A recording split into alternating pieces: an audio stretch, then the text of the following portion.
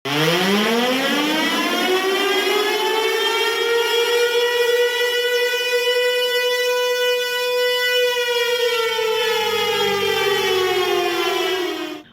Mbak Agi, sebenarnya saya sendiri speechless gitu. Saya lebih lihat semangat dari teman-teman netizen gitu. Kelihatannya kalau saya lihat ini tidak terbendung lagi karena memang ini betul-betul nggak masuk akal apa di negara itu. Kok banyak manusia yang ratusan orang di DPR itu bisa digiring kayak bebek-bebek blow on begitu ya, dan melakukan semua apapun yang dimaui oleh Bahlil disebut sebagai Raja Jawa itu, gitu loh ya. Itu benar-benar gila itu. Hari ini sebenarnya walaupun kita sudah tahu, tapi kita tidak bisa membayangkan bahwa akan terjadinya seperti itu gitu. Bagaimana ada RUU ini soal pilkada ini kemudian hanya yang sudah sekian lama itu tidak dibahas, tiba-tiba dibahas di balik langsung panja disetujui, langsung disepakati. Yang tadinya pun hari ini pun serencana kan sebenarnya dibahasnya baru pukul 13, tapi dimajukan pukul 11 sudah cepat, kemudian diajukan lagi dan langsung persetujuan. Dan besok itu langsung rapat paripurna. Ini negara apaan kayak gitu tuh lagi. Hari ini MK berhasil ngeluarin revisi Undang-Undang Pilkada yang bikin PDIP bisa ngajuin calon gubernur sendiri walaupun kurang kursi di DPRD Jakarta. Tapi barusan gue ngedenger dan baca undangan rapat internal untuk besok, rasanya tuh pengen ngamuk tuh nggak? Gue ngedenger besok bakalan ada rapat maraton di balik DPR jam 10 pagi, jam 1 siang, dan jam 7 malam cuman untuk ngebahas hasil putusan MK hari ini yang bikin heboh. Kalau besok beneran ada rapat itu, bisa diartiin kalau ini adalah bentuk perlawanan dari penguasa karena udah berani mengganggu mimpi indahnya dia dan anak bontotnya. Mungkin juga ini yang bikin Menkumham yang baru itu langsung dipanggil ke istana abis putusan MK tadi siang. Ini bukan negara nenek lo, bang. Ini negara milik bersama. Jangan mentang-mentang jadi penguasa, terus enaknya mempermainkan hukum. Negara kok dijadiin kayak gini banget. Gue berharap info yang gue dapat ini salah dan pilkada bisa berjalan sesuai dengan kehendak rakyat, bukan kehendak penguasa. Apa lo? Iya ya, dan alasan mereka itu adalah bahwa sebetulnya ini sudah pernah ada surpresnya surat presiden juga, dan kemudian usulan juga dari DPR begitu katanya soal revisi undang-undang pilkada ini. Ya, tapi ngapain baru sekarang gitu setelah kemarin putusan Mahkamah Konstitusi gitu loh. Itu kan yang dan kemudian dari sejak kemarin setelah Mahkamah Konstitusi itu memutuskan, itu kan bocorannya ada di mana-mana bagaimana gerak mereka untuk merencanakan apa yang akan terjadi hari ini di DPR begitu Mas Hersu. Dan ini sungguh-sungguh ironis karena biasanya PDIP itu menjadi partai yang terbesar di DPR, dan kemudian dia adalah partainya Pak Jokowi. Dia mendukung segala macam dari omnibus law, dari undang-undang tentang pertambangan, undang-undang apa dan sebagainya begitu yang banyak ditentang begitu oleh masyarakat, undang-undang tentang kesehatan apa dan sebagainya. Tapi kali ini dia hanya sendirian begitu Mas Yesus. Kita lihat bahkan interupsinya pun juga diabaikan gitu, dan dia betul-betul terkecil, betul-betul tersendirian. Dan undangan untuk melakukan rapat untuk membahas RUU Pilkada ini, revisinya ini ditandatangani oleh Sufmi Dasko, yaitu dari Gerindra, bukan ditandatangani oleh Puan undangan tersebut begitu. Ini juga menjadi semacam pertanyaan Mas Hersu. Tapi sebelum kita maju ke situ, kita mungkin bisa kembali sejenak ke kemarin gitu ya. Ini apa yang akan terjadi ke depan ya kalau seandainya terjadi dikhawatirkan terjadi semacam perang begitu Mas Hersu. Perang ini adalah yang masing-masing menggunakan dalil-dalil hukum antara Mahkamah Konstitusi dengan DPR, dan kemudian KPU kebingungan mana yang harus dia laksanakan gitu. PKPU-nya harus jangan bilang bahwa KPU kebingungan. Enggak, KPU itu akan nurut apapun yang maunya rezim, Mbak. Betul, tapi seharusnya itu tidak dia lakukan begitu. Jadi pasti ada di dalam hati nuraninya itu kebingungan Mas Hersu. Tidak manusia seiblis-iblisnya manusia, di dalam hatinya dia pasti tahu mana yang benar. Tapi di bawah tekanan dia akan melakukan apapun begitu. Apalagi kalau seandainya terancam itu soal jabatannya, soal keluarganya, aibnya dibuka dan sebagainya. Jadi kita tahulah ini berapa orang yang tertekan, dan kemudian apa yang dilakukan oleh mereka yang ada di atas itu tanpa mereka memikirkan kondisi yang ada di bawah, kondisi rakyat yang tidak berdaya apapun, karena mereka hanya memikirkan memikirkan gimana cara makan hari ini, gimana bisa cara beli nasi, gimana supaya anaknya sekedar bisa membeli sebutir telur yang kemudian dibagi untuk bersama-sama. Ini ironis sekali. Dan kita melihat apa yang terjadi kemarin. Sebetulnya ini sudah diwanti-wanti ya oleh Mahkamah Konstitusi, yaitu misalnya Pak Saldi Isra itu dia sudah membacakan ya di situ bahwa mewanti-wanti KPU untuk mematuhi putusan MK nomor 70 kemarin yang diputuskan kemarin, yaitu yang memberikan definisi tegas mengenai penghitungan syarat usia minimal calon kepala daerah, dan kemudian ini memang berimbas kepada Kaisang begitu yang diloloskan oleh Mahkamah Agung. Nah, kalau menurut apa yang dibacakan oleh MK bahwa yang bersangkutan sebagai calon yang berlaga di pilkada setelah serangkaian proses verifikasi KPU atas dokumen pendaftarannya, mengatakan demikian. Jadi memang harus benar-benar diverifikasi berdasarkan hasil putusan. KPU tidak dapat meloloskan calon kepala daerah yang usianya belum memenuhi syarat minimal saat penetapan untuk berlaga di daerah. Itu beberapa kali dikatakan. Jadi kalau KPU nekat melakukan, maka calon yang bersangkutan bisa kalah saat sengketa hasil pilkada dibawa ke mahkamah. Nah, tapi ini kalau seandainya hasil tidak terjadi sengketa, bagaimana jadinya? Ya akhirnya apa yang diputuskan oleh MK itu ya tidak akan berguna begitu, karena MK hanya bisa memutuskan bila terjadi sengketa dibawa ke mahkamah. Nah, di mana saat ini kalau kita melihat ada PDIP sebagai peserta dari pilkada tersebut, ya satu-satunya yang masih ada harapan yang membawanya ke ranah sengketa adalah PDIP begitu, Mas Ya, Hersu. kalau PDIP bisa ngusung calonnya, kalau tidak, karena banyak sekali kan sekarang dengan putusan itu, ya PDIP bisa tersingkir. Contoh sekarang Jakarta dan Banten tuh pasti PDIP tidak bisa maju, ya kan? Belum beberapa daerah lain juga PDIP tidak bisa maju gitu. Tapi kalau sebelum ngomongin itu, kalau saya jadi para hakim di Mahkamah Konstitusi, hari ini juga saya mundur, Mbak. Kenapa? Karena untuk apa mereka itu ada di Mahkamah Konstitusi udah berkali-kali dipecundangi semacam itu. Dulu ingat kan bahwa putusan mereka soal Omnibus Law yang inkonstitusional bersyarat 2 tahun itu sendiri kan juga ditorpedo dengan Perpu juga gitu. Nah, sekarang juga terjadi kalau ini sih gini keterlaluan, baru sehari berselang kemudian ditorpedo oleh DPR kan, 2 keputusannya itu nggak dianggap, dan di DPR kan selalu menyatakan bahwa kita pegang keputusan Mahkamah Agung karena Mahkamah Konstitusi itu juga tidak bisa membuat undang-undang, karena yang memang betul kalau open legal policy itu yang berwenang membuat undang-undang adalah DPR dan pemerintah.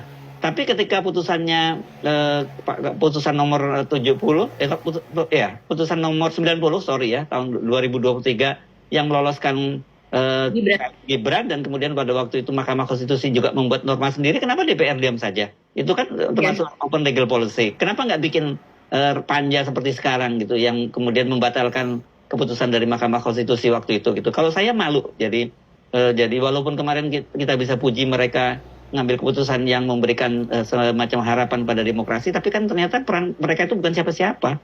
Jadi keputusan mereka juga nggak dianggap. Berhenti hari ini kalau menurut saya rame-rame jadi anggota jadi hakim di Mahkamah Konstitusi, karena Anda nggak ada gunanya di sana itu gitu. Iya.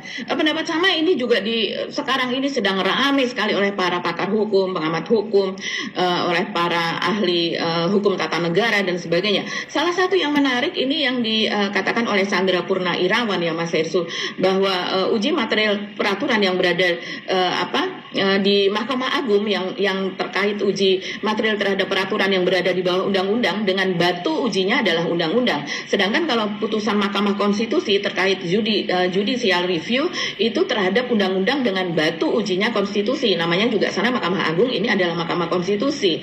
Ini menurut Chandra Purna Irawan ya, dia adalah Ketua LBH Pelita Umat. Nah, sehingga apabila undang-undang yang menjadi rujukan Mahkamah Agung telah diubah atau dibatalkan oleh Mahkamah Konstitusi seperti yang terjadi kemarin, maka secara otomatis putusan Mahkamah Agung telah kehilangan objek dan batu ujinya.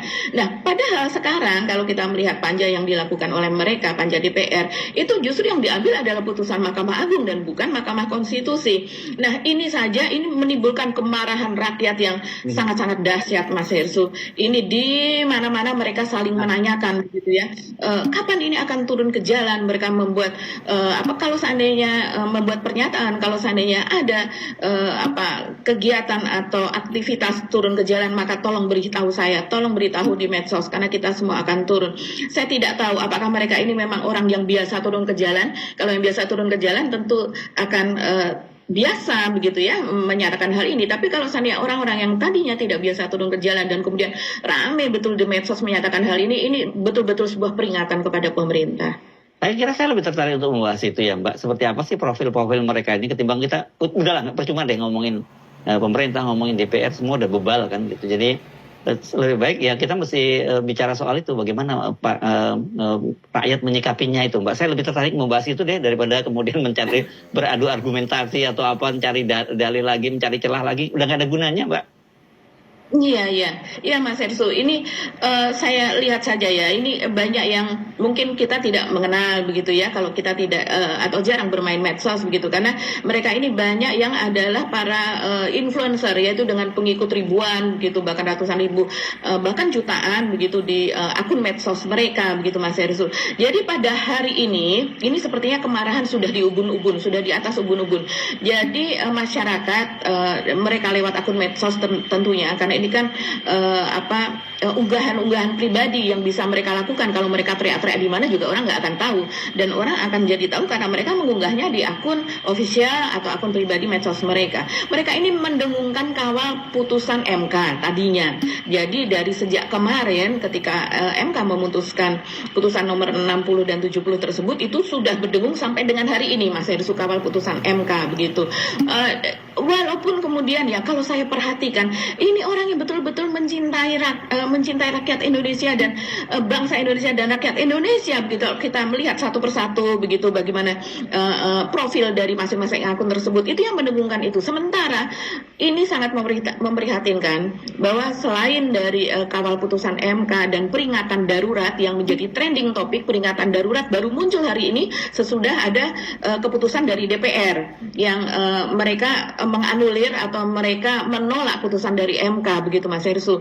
Jadi yang ada trending topik yang lain itu seperti misalnya adalah berselingkuh atau perselingkuhan begitu. Terus juga Azizah, terus juga Andre Rosiade. Kita tahu Mas Hersu, ini Azizah ini adalah anak dari Andre Rosiade, dan sekarang dia ditengarai melakukan perselingkuhan. Dia adalah istri dari pesepak bola terkenal. Dan ini saya harus jelaskan ini dulu Mas Hersu. Ini sesuatu yang sangat serius, dan yang mencuitkan ini adalah mereka para anak-anak muda, para Gen Z, milenial juga sudah sedikit yang mengamati ini. Mereka lebih tertarik kepada proses kita dalam bernegara yang terjadi pembusukan. Tapi anak-anak muda ini mereka lebih mendengungkan ini. Jadi untuk satu kasus itu saja itu sudah bisa ada Azizah, ada Arhan yaitu Pratama Arhan, ada Andre Rosiade, ada Fuji, ada juga Thorik Halilintar. Jadi di lingkaran itu seolah-olah apa yang terjadi pada mereka itu akan berpengaruh terhadap negara ini. Ini memang pembusukan ini juga Mas Hersu dengan banyak juga dilakukan oleh para buzzer, para influencer dari pemerintah yang mereka memang yang penting duit kalau dikatakan oleh netizen, yang penting cuan, mereka tidak peduli terhadap apa yang terjadi. Justru dengan adanya stagnanisasi begitu ya, keberlanjutan begitu ya, bahwa dari satu proses dari satu pemimpin pemerintahan ke pemerintahan berikutnya yang dikatakan 100% merupakan keberlanjutan, yang merupakan kebijakan yang sama, itu akan membuat cuan mereka akan tetap mengalir. Jadi yang tadinya misalnya ada yang diduga menjadi tempat TPPU begitu ya, bisnisnya yang tiba-tiba bisa meledak menjadi triliunan begitu dalam waktu beberapa tahun belakangan saja, yang tadinya ada indikasi-indikasi ke arah situ pasti tidak akan diselidiki dan sebagainya. Jadi ini memang surga bagi orang-orang begitu ya, yang sebetulnya kita melihat mereka ingin memperkaya diri sendiri dan hanya sedikit saja yang kemudian disumbangkan bagian dari kekayaan tersebut yang digembar-gemborkan sebagai mereka mencintai rakyat Indonesia. Kita kembali lagi kepada apa yang terjadi terjadi di media sosial, Mas Hersu. Jadi ini misalnya ya, ini akun Lambe Waras ini cukup terkenal. Ini ada, walaupun namanya itu, tapi ada adminnya begitu, dan dia mencuit soal politik. Dia mengatakan, hari ini segenap netizen di tanah air secara serentak memposting gambar ini sebagai pesan peringatan darurat di berbagai platform media sosial. Jadi ini ada di semua, hampir semua platform media sosial. Katakanlah itu berawal dari Twitter, dari X, kemudian juga ada di IG, rame di IG, begitu juga dengan di TikTok dan platform yang lainnya, Mas Hersu. Dan seperti misalnya Eko Putra, ini media mengatakan tragedi abad ini negeri dengan jutaan master dan profesor diacak-acak keluarga yang pendidikannya tidak jelas. Kemudian ada juga misalnya Najwa Shihab, dia dengan Najwa Shihab dengan narasinya, narasi newsroom dan kemudian narasi TV, karena ada beberapa akun ya di narasi itu semuanya mengunggah tentang peringatan darurat tersebut, Mas Hersu. Terus kemudian juga misalnya saya ambil secara acak saja ya.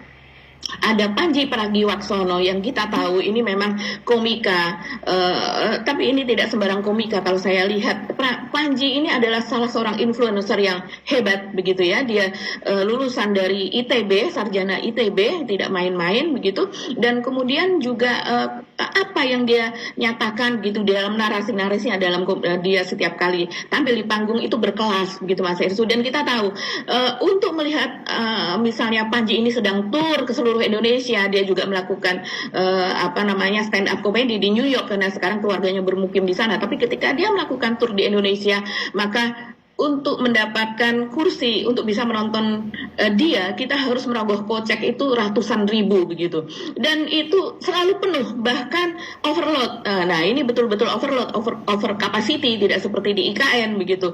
Bahkan dalam beberapa jam saja itu bisa bisa penuh begitu, Mas Hersu, tiket pada setiap pertunjukannya. Bahkan untuk pertunjukan tahun 2025 sudah dijual dan sudah ramai dari sekarang. Jadi apa yang dikatakan oleh Panji Pragiwaksono, dia juga mengunggah peringatan darurat begitu. Nah, yang lainnya misalnya Baskara Putra ini juga cukup terkenal, Mas Hersu. Dia baru berapa menit saja mengunggah ini peringatan darurat, itu sudah di-repost belasan ribu kali. Juga quote-nya, dan kemudian sudah di-likes 40.000 likes, dan kemudian sudah ratusan ribu, mungkin sekarang sudah jutaan. Ini baru 1 jam saja saya melihatnya. Dia juga mengunggah itu. Banyak sekali, Mas Hersu, ini para influencer yang mungkin pemirsa kita yang berusia 50-60 tahun mungkin tidak mengenalnya, karena ini memang dunia adalah dunia medsos yang sedang bergerak. Ada Abdurrahim Arsyad begitu ya, ini juga orang yang populer begitu. Dia sudah sudah di-repost sampai ribuan kali. Juga peringatan darurat terlalu banyak, Mas Hersu, kalau di ini, karena ada ribuan begini peringatan darurat yang orang misalnya mengatakan diacak-acak secara terang-terangan, kemudian mengawal demokrasi, putusan MK ketok palu, RUU Pilkada gercep dibahas buat menganulir, ini disertai dengan pengantar seperti itu. Tapi RUU Masyarakat Adat dan RUU PRRT terbengkalai 20 tahun nggak kunjung disahkan. Ini betul-betul seperti dikatakan Mas Hersu tadi. Jadi putusan MK yang baru diketok soal RUU Pilkada tidak sampai 24 jam itu langsung gercep dibuat cara untuk menganulirnya. Sementara seperti misalnya RUU soal perampasan aset, soal PRRT yang kemudian masyarakat adat dan sebagainya, lingkungan dan sebagainya, itu sampai puluhan tahun itu tidak disentuh dan nggak selesai-selesai. Ini betul-betul anomali begitu, Mas Hersu. Ini masih banyak lagi, kita tidak bisa membacakannya semuanya ya, Mas Hersu. Tapi ini netizen yang kemudian berpendapat ya, nggak ngaruh, ini saatnya turun ke jalan, diam ditindas atau bergerak untuk melawan. Hanya bisa berdoa semoga Allah selamatkan bangsa ini dari tirani dan zolim. Negara dalam keadaan darurat. Yuk kali ini kita bisa bersatu melawan rezim Mukidi. Kemudian masih banyak lagi nih Mas Heru komentar-komentar yang seperti itu ya. Bahkan Akbar Faisal itu dia juga mengatakan jangan menantang kesabaran kami. Ini dia katakan kepada para pembajak demokrasi begitu, yang antara lain ini juga terjadi di DPR tadi. Kemudian salah satu misalnya Uni Lubis ini adalah pemimpin redaksi dari IDN Times yang kita tahu ini bersahabat dengan Pak Jokowi, bersahabat dengan Pak Luhut, dan orang banyak mengenalnya sebagai wartawan yang friendly terhadap sikap istana begitu ya. Tapi kali ini dia juga terang-terangan menulis seperti ini. Insecurity bapaknya pos masa jabatan ditunjukkan dengan upaya menguasai alat-alat kekuasaan. Dari parpol sampai posisi-posisi politik kepala daerah buat kerabat dan kroninya.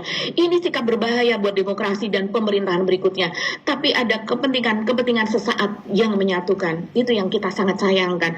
Mereka tahu bahwa ini tidak benar, tapi kepentingan sesaat, yaitu berupa cuan, berupa kemudian kroninya, saudaranya, kerabatnya bisa ikut naik, terus kemudian uang mengalir dengan jabatan itu, maka kemudian uang atau cuan itu mengalir.